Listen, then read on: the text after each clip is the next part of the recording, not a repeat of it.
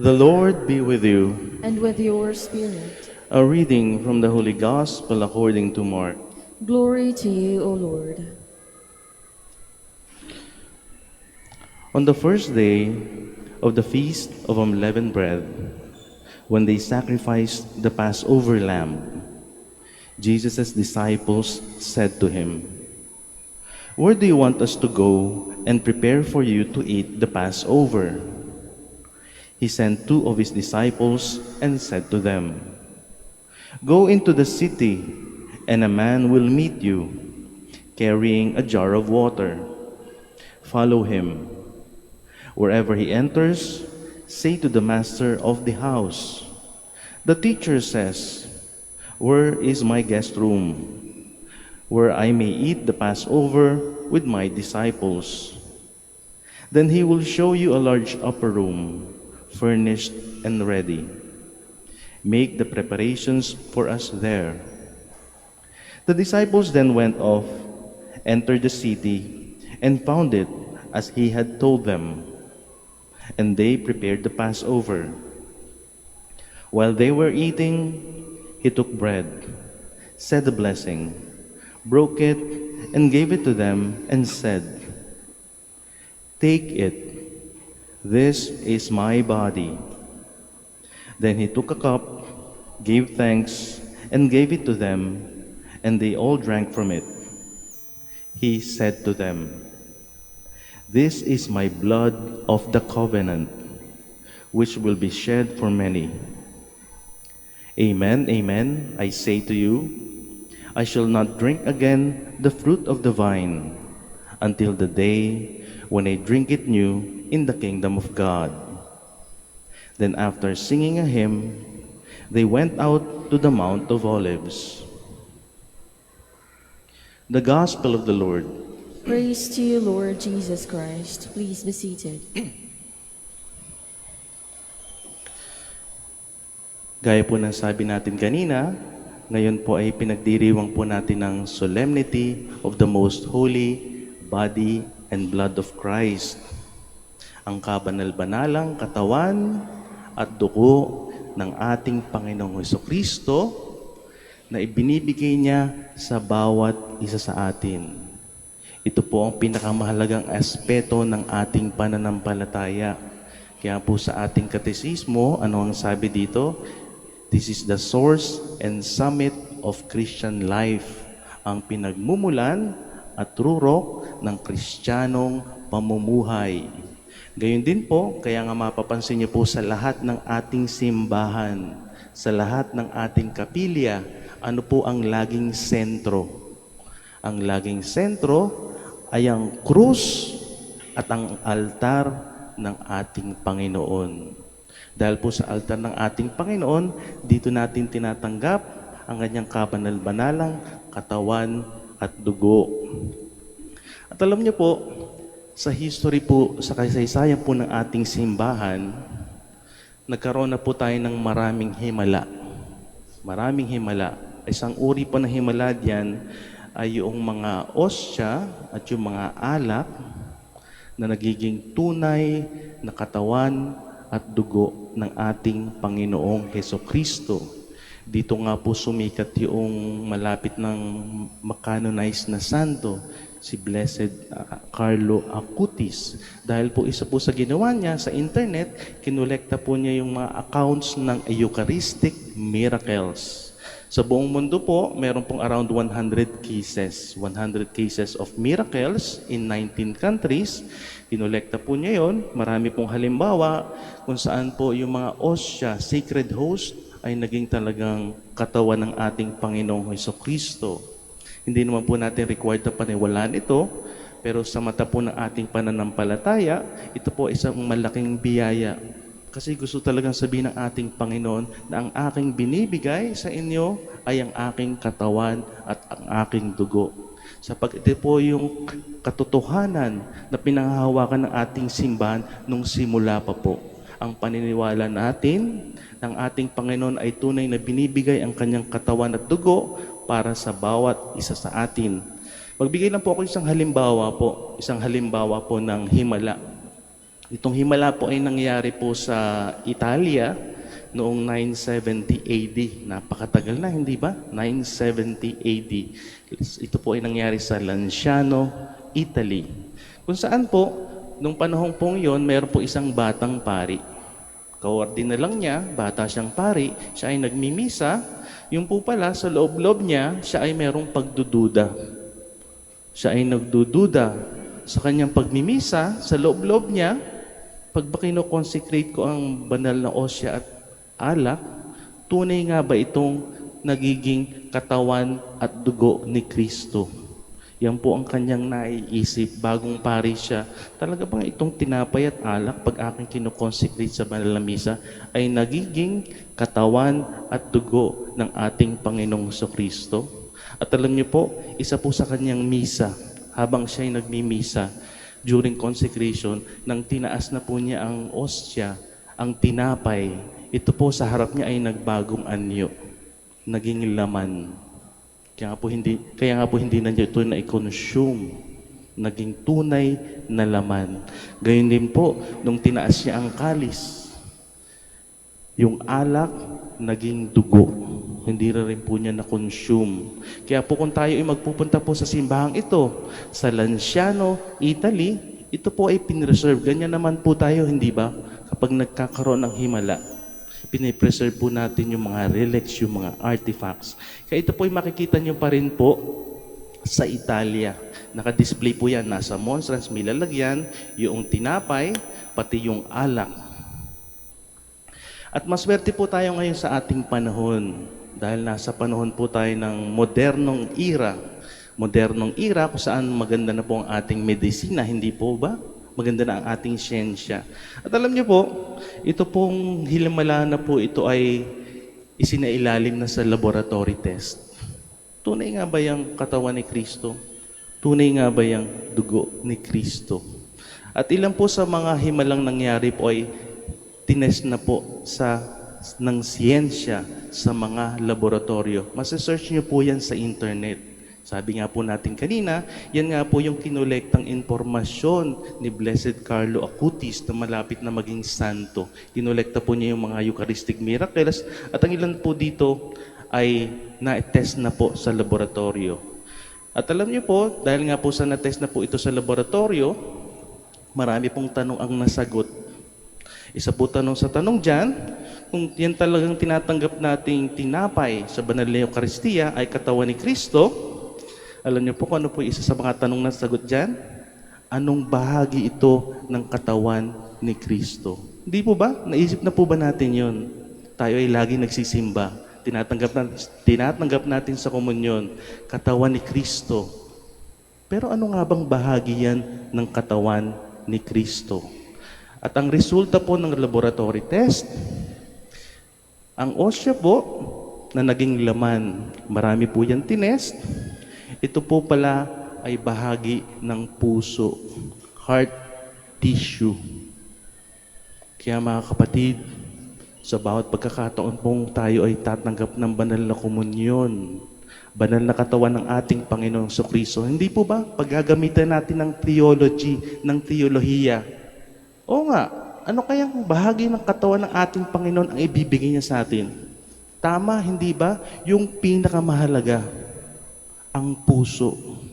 At alam niyo po, dahil nga po ang puso, marami pa yung bahagi, alam din po nila kung anong bahagi ng puso. Kasi marami po yung parts eh. At alam niyo po kung anong bahagi ng puso, medyo technical yung term. Yung bahagi, specific na bahagi po ng puso, ay yung pong tinatawag na myocardium. Medyo technical po yung term. Ang ibig sabihin lang po, ito po yung tissue o yung muscle o bahagi ng puso ng isang tao na nagpapump ng dugo sa buong katawan. Ibig sabihin po ng myocardium, ito po ang pinakamahalagang bahagi pa ng puso. Dahil ito po ang responsable para ipump lahat ng dugo sa buo nating katawan. Hindi po ba? Ganon tayo ka-special sa ating Panginoon. Hindi lang niya inalay ang kanyang buhay sa krus. Ibinibigay niya pa sa atin ang kanyang katawan.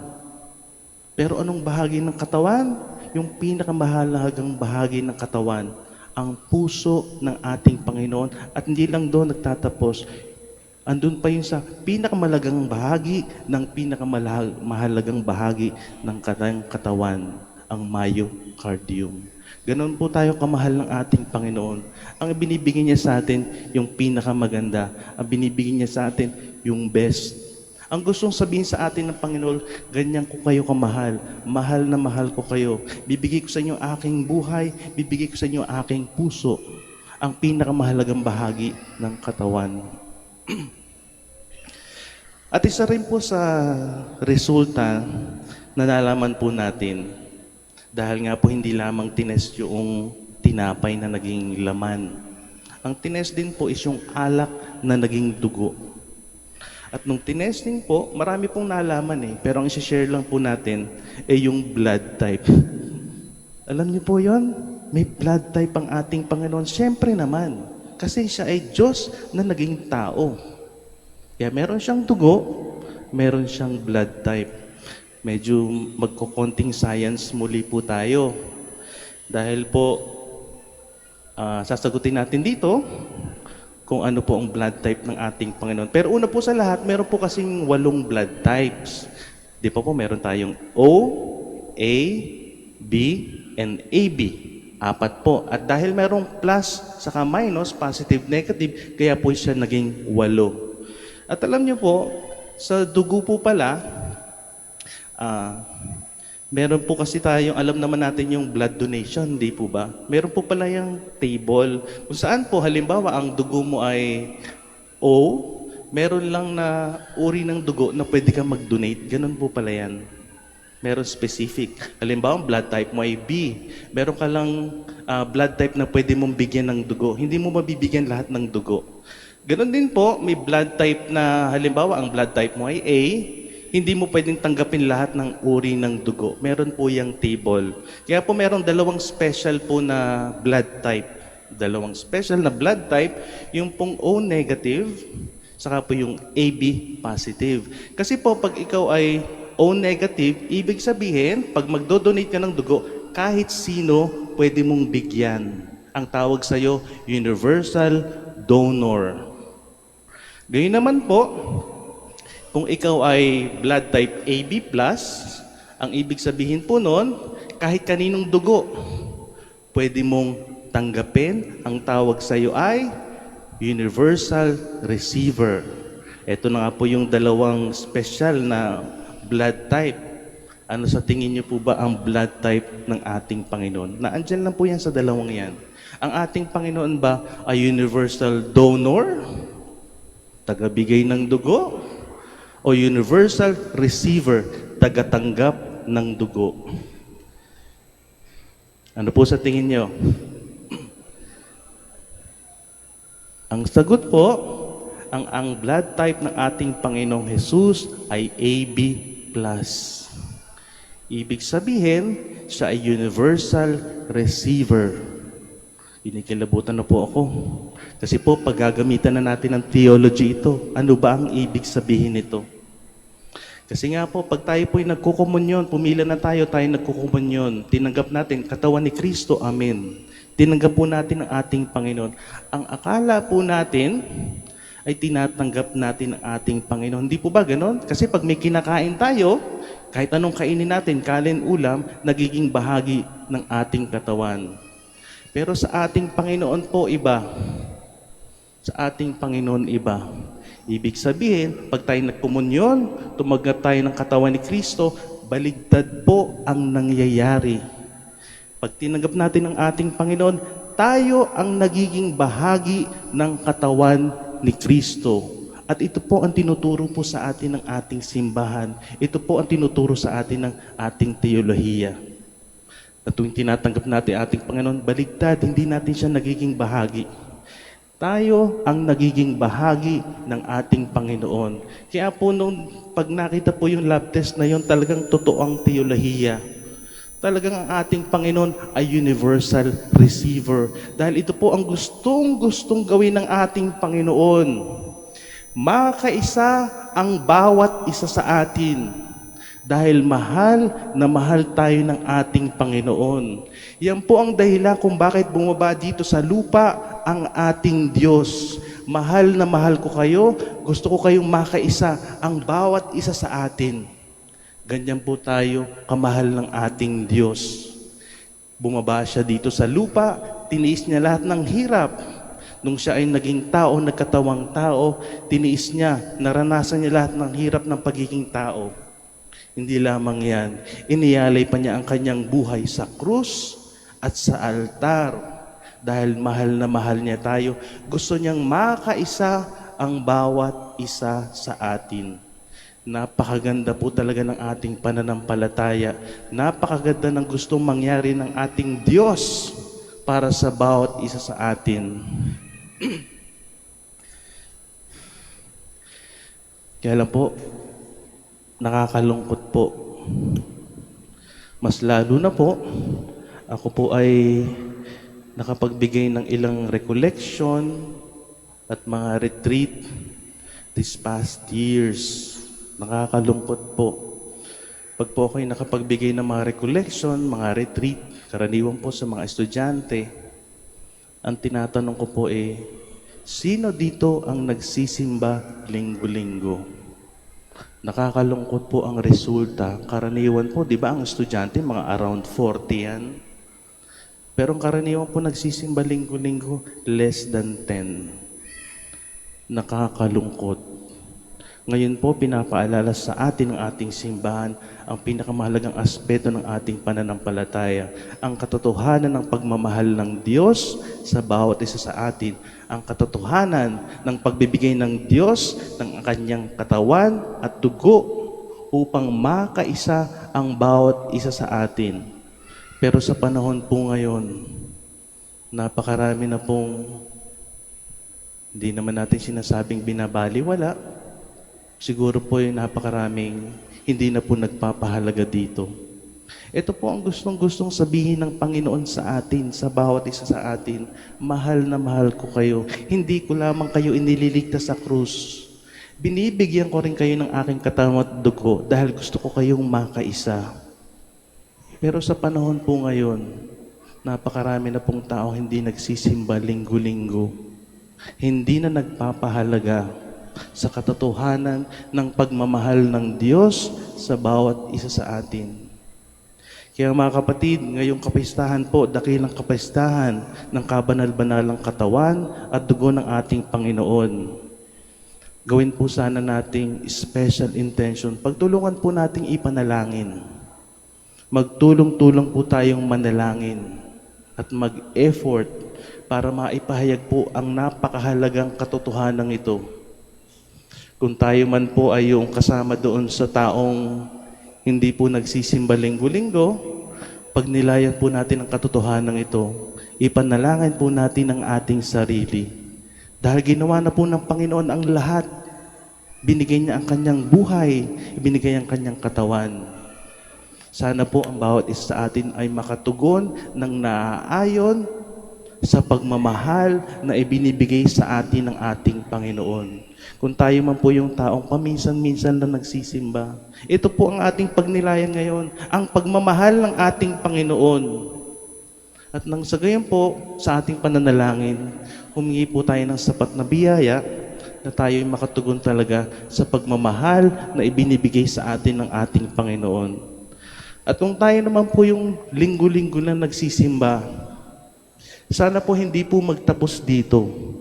Bagkus, napakaganda po ng katotohanan, napakaganda ng pagmamahal na ibinibigay sa atin ng ating Panginoon. Huwag po sanang huminto sa bawat isa sa atin. Bagkus po, ito ay ibahagi natin sa ating kapwa. Yung katotohanan ng pagmamahal ng ating Panginoon sa bawat isa sa atin. Kaya ngayong misa po, huwag po nating hayaang manatili sa atin itong biyayang ito. Magdasal po tayo, ipagdasal po natin. Mag-isip po tayo ng tao, maaaring ito ay ating kapamilya o ating mga mahal sa buhay o mga kakilala. Huwag po nating hayaang manatili ang biyayang ito sa atin lamang. Bagkus magsumika po tayong ibigay ito. Ibigay ito sa kapwa sa pamamagitan ng pananalangin para sa kanila o sa pamamagitan ng pagpapaliwanag sa kanila ng napakagandang katotohanan ng pagmamahal ng ating Panginoon sa bawat isa sa atin. Mga kapatid, ito po sana ang ating special intention sa banal na misang ito. Dahil yan po ang gustong-gusto ng ating Panginoon. Kaya siya bumaba dito sa lupa. Makaisa ang bawat isa sa atin. Pero sa ngayon po, sa panahon pong ito, baka hindi pa nila naririnig yung talagang paliwanag. O baka hindi pa talaga tumitimo sa kanilang puso ang katotohanan ito, kaya hindi pa sila nakakatugon ng ayon sa pagmamahal ng ating Panginoon. Kaya sana po ang bawat isa sa atin manalangin. Kung tayo man po yung hindi nakakatugon, yung hindi nagsisimba linggo-linggo, ipanalangin po natin ang ating sarili. At kung tayo po yung nakakapagsimba na linggo, huwag po nating hayaang manatili ang biyaya sa atin lamang. Ipanalangin po natin yung mga hindi nagsisimba linggo-linggo, yung malayo na sa ating Panginoong Kristo. Sila man yung ating mga mahal sa buhay, mga kasama sa bahay, mga kakilala. At nang sa gayon po, sa pagpapaalala po sa atin ng ating simbahan, ng dakilang kapistahan ng katawan at dugo ng ating Panginoong Kristo, tunay po nating maipamahagi ang napakagandang katotohanan ito. Hindi po ito manatili sa atin, bagkus ay maibahagi po natin, mas lalo na sa ating mga kapatid na nalalayo na sa ating Panginoon.